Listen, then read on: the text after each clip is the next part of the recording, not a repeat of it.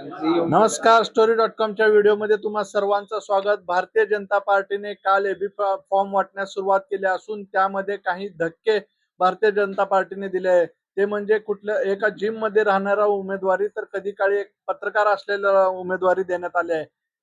पेशाने पत्रकार नंतर भारतीय जनता पार्टीचे माध्यम प्रमुख असलेले नवनाथ बन यांना सुद्धा वॉर्ड क्रमांक 135 मधून उमेदवारी दिलेली आहे. तेच नवनाथ बन आता आपल्या सोबत आहेत. त्यांच्याशी आपण गप्पा मारूया. सर, काय सांगाल, धक्का बसला? निश्चितपणे हा सुखद धक्का होता. भारतीय जनता पार्टीमध्येच अशा पद्धतीनं सर्वसामान्य कार्यकर्त्यांना संधी मिळते. मुख्यमंत्री आदरणीय श्री देवेंद्रजी फडणवीस साहेब यांचे आशीर्वाद, आमचे बावनकुळे साहेब, रवींद्र चव्हाण साहेब, अमित साटम, आशिषजी शेलार, मुंबईचे आमचे सगळे नेते, या सगळ्यांच्या आशीर्वादामुळे एका सर्वसामान्य कार्यकर्त्याला ही संधी मिळाली. मी कधीही स्वप्नामध्ये देखील विचार केला नव्हता की आपण भारतीय जनता पार्टीच्या मुंबई सारख्या ठिकाणी आपल्याला संधी मिळेल. परंतु हा भारतीय जनता पार्टीची विशेषता आहे की इथं तुम्हाला घराणेशाही लागत नाही. जो कार्यकर्ता काम करतो त्याला न्याय मिळतो. हे भारतीय जनता पार्टीचं धोरण आहे. आणि तुम्हाला सांगायला मनापासून आनंद वाटतो की माझ्यासारख्या अतिशय सर्वसामान्य घरातून आलेल्या कार्यकर्त्यांना ही संधी भारतीय जनता पार्टीमुळं, मुख्यमंत्री आदरणीय देवेंद्रजी फडणवीस साहेब यांच्यामुळे मिळाली. त्याचा मनापासून आनंद होतोय आणि हा निश्चितपणे सुखद धक्का आहे. तुम्ही घरची पार्श्वभूमी कशी आहे? तुम्ही इथं पत्रकार झालात, पहा प्रवास कसा राहिला? माझ्या घरामध्ये माझे वडील सिव्हिल हॉस्पिटलला शिपाई म्हणून कार्यरत होते. अतिशय सर्वसामान्य लोअर क्लास अशा पद्धतीचं माझं कुटुंब. माझे आजोबा स्वातंत्र्य सैनिक होते. मराठवाडा मुक्ती संग्रामच्या पूर्ण रणसंग्रामामध्ये स्वातंत्र्य सैनिक म्हणून त्यांनी मोठा लढा दिला होता. मराठवाड्यामध्ये अनेक स्वातंत्र्याच्या कारवाया, स्वातंत्र्याची लढाई लढण्यासाठी माझे आजोबा अतिशय सक्रिय होतं. त्यामुळे लढा देणं हे माझ्या रक्तामध्ये आहे. कारण आजोबांकडनं ते बाळकडू मला मिळालं की कुठलाही लढा द्यायचा आणि लढा देऊन जिंकायचं. म्हणजे मराठवाडा मुक्ती संग्राम याच्यामध्ये निजामांशी दोन हात करणं, रजाकारांशी लढा देणं हे आजोबांनी केलेलं आहे आणि त्यांचंच रक्त माझ्यामध्ये आहे. ते बाळकडू निश्चितपणे एक संघर्ष करण्याचं, लढा देण्याचं मराठवाड्यातून आहे. अशा पद्धतीने एक सर्वसामान्य कुटुंब आहे. घरची आर्थिक परिस्थिती काय फार बरी नव्हती.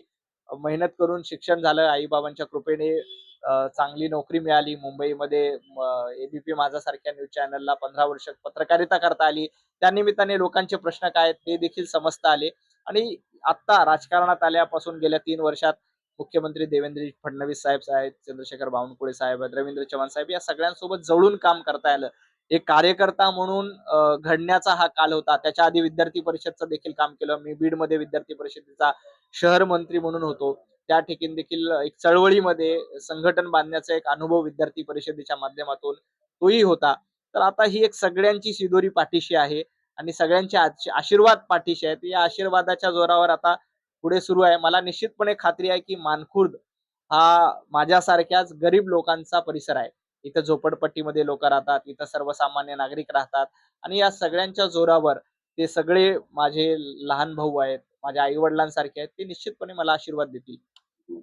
सर, आता हा वॉर्ड क्रमांक 35 ओबीसी साठी आरक्षित आहे आणि महापौर पद सुद्धा ओबीसी कॅटेगरीसाठी आरक्षित आहेत आणि तुम्ही याच वॉर्ड मधून निवडणूक लढवतात. काय वाटतं महापौर? मी भारतीय जनता पार्टीचा सर्वसामान्य कार्यकर्ता आहे, देवाभाऊंचा शिष्य आहे आणि भारतीय जनता पार्टी कार्यकर्त्यांची पार्टी आहे. कार्यकर्त्यांना सांगितलं तेवढं करायचं हे भारतीय जनता पार्टीच्या कार्यकर्त्याचं प्रामाणिक धोरण असतं. भारतीय जनता पार्टीने मला सांगितलं की तुम्ही 135 मधून निवडणूक लढा. पक्षाने आदेश दिला, मी काम सुरू केली. जनतेचे आशीर्वाद निश्चितपणे भारतीय जनता पार्टीला मिळतील. आपण बघतो की मुंबईचा विकास आजपर्यंत कोणी केला? फक्त देवेंद्रजी फडणवीस साहेब, एकनाथजी शिंदे महायुतीने केला. याआधी मुंबईला लुटायचं, मुंबई लुटून आपली घरं भरण्याची कामं अनेकांनी केली होती. परंतु आता भारतीय जनता पार्टी जेव्हापासून सत्तेत आली, महायुती जेव्हापासून सत्तेत आली, तेव्हापासून सर्वसामान्य नागरिकाचे प्रश्न सोडवण्याचं काम भाजप करते.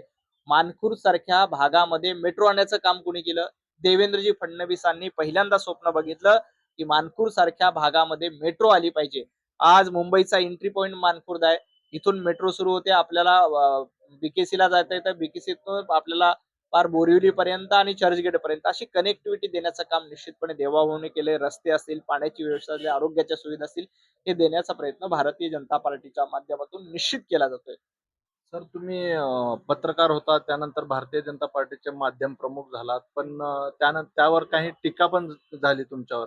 आणि पण मी काही तुमचे जुने व्हिडिओ बघितलो, तुम्ही तर भारतीय जनता पार्टीला धाऱ्यावर धरलं होतं. देवेंद्र फडणवीस यांना वगैरे प्रश्न विचारून मग कसा काय विचार झाला भारतीय जनता पार्टीकडून? नाही, पत्रकार म्हणून मी पत्रकारिता प्रामाणिकपणे केली. पत्रकारांचं काम असतं प्रश्न विचारणं आणि ती प्रश्न विचारली पाहिजे.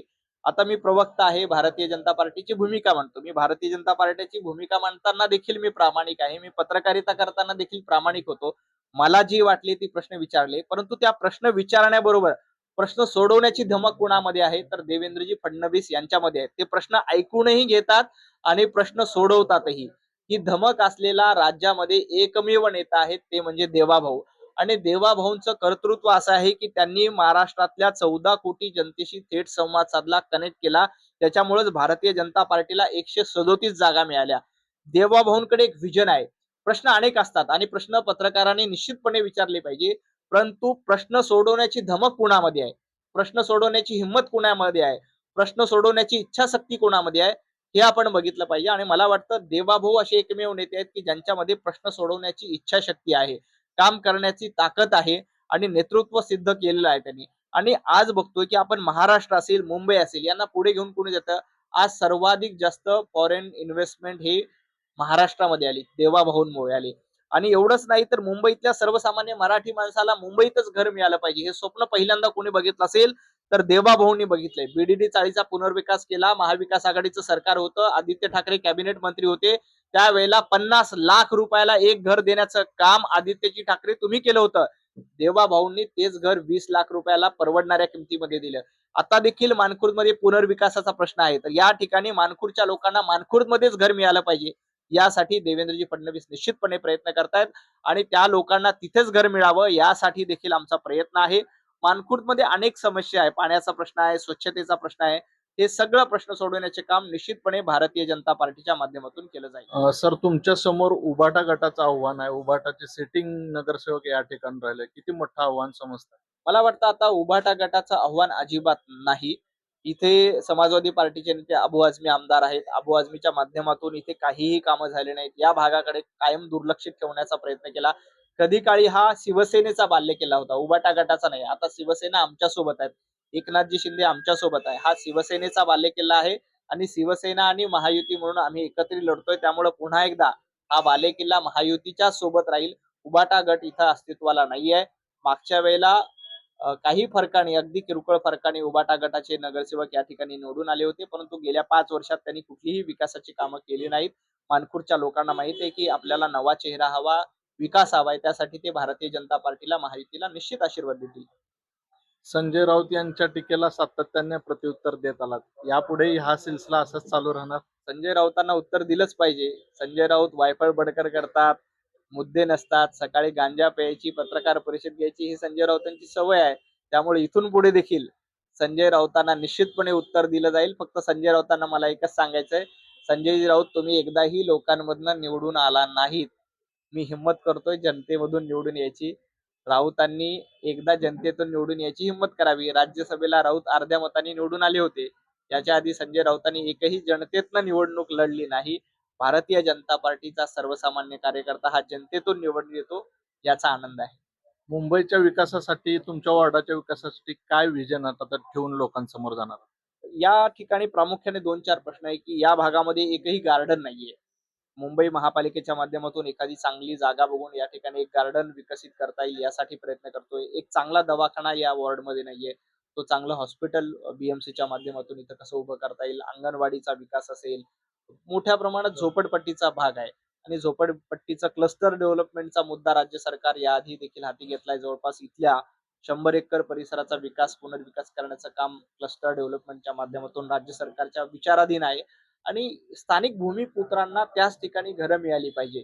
जी लोक इथे राहतात त्यांना त्याच ठिकाणी घरं मिळाली पाहिजे. हे प्राधान्यानं राज्य सरकारच्या माध्यमातून कामं करता येईल. केंद्रामध्ये पंतप्रधान नरेंद्र मोदींचं सरकार आहे, राज्यामध्ये देवाभाऊंचं सरकार आहे. डबल इंजिन सरकार याआधी आहे. तर मुंबई महापालिकेमध्ये ट्रिपल इंजिन सरकार देण्याचं एक योग या निमित्ताने जुळून आला. मला वाटतं मानखुर्दचे रहिवासी निश्चितपणे ट्रिपल इंजिन सरकारला साथ देतील, देवाभाऊंना आशीर्वाद देतील. माझ्यासारख्या सर्वसामान्य कार्यकर्त्यांच्या पाठीशी मानपूरचे रहिवासी निश्चितपणे ताकदीने उभं राहतील आणि आशीर्वाद देतील. कॅमेरामॅन दीपक साळुंके सह मी प्रकाश पाटील, story.com, मुंबई.